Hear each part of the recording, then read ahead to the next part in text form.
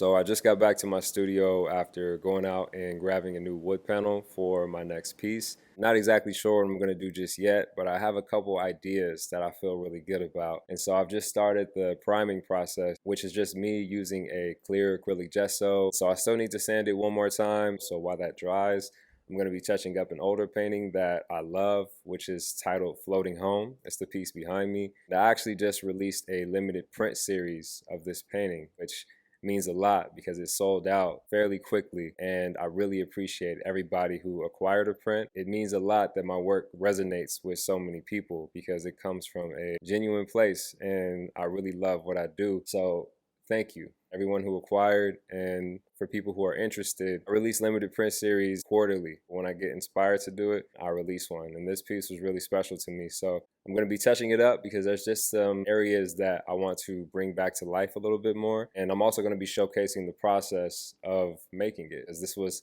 a long process. It took me about 3 to 4 months to finish this piece. So I'm happy to be done, and thank you again to everyone that got a print. And yeah, I'm about to get to it.